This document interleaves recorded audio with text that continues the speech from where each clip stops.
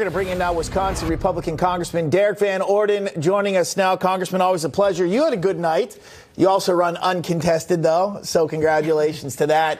Hey, look, you got a DSA hardcore candidate up for governor of your state here. Your message to voters is what moving forward? Her race still very close to call. I think the last time we showed it, she was up, or only down, I should say, about 2,000 votes. So it's the gap has closed a little bit for her. Your thoughts?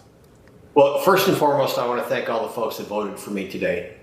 And the reason that I was uncontested is because the people here in the 3rd Congressional District are exceptionally happy and proud of the record, the accomplishments that we've been able to do in the last 3 years. So thank you very much for that. Hey, listen, as far as these DSA folks, you know, crazy's coming home to roost. And Rebecca Cooke, who I'm running against, is essentially Francesca Hong. They both want to defund the police, get rid of ICE. They want to open the borders. They want free health care for illegal aliens. They want to take your weapons. It's unbelievable that these folks have been able to get this far running for major races for federal offices. It's actually terrifying. And the difference between Rebecca Cooke and Hong is that Rebecca Cooke has been a professional political consultant and fundraiser for decades now, so she's just smart enough not to say the things, screaming from a rooftop like Hong, but she said them all in private. And we know this because of the recordings that we have from her from around the country. So there's no difference between Francesca Hong and Rebecca Cooke when it comes to their socialist policies, and those just do not fit Wisconsin values at all. And it's shocking that Hong is only a point away from Crowley.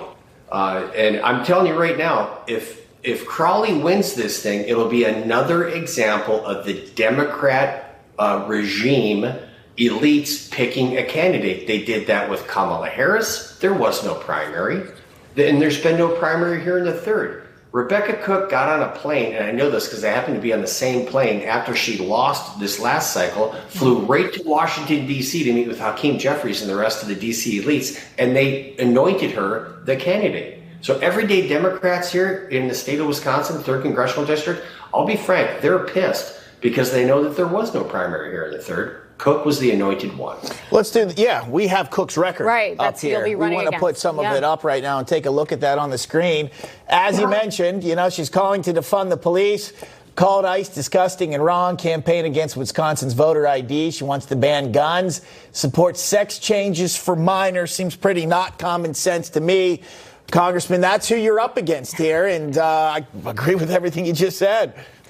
I'm telling you, listen, man. She is a professional political consultant and fundraiser who waits a table once in a while.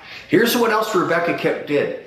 She filed an extension for her personal financial disclosures so they don't have to come out until 2 days after the primary because she doesn't want people to know how she actually made her money. And guess what? I ran against her last cycle. She did exactly the same thing against a woman named Katrina Shanklin.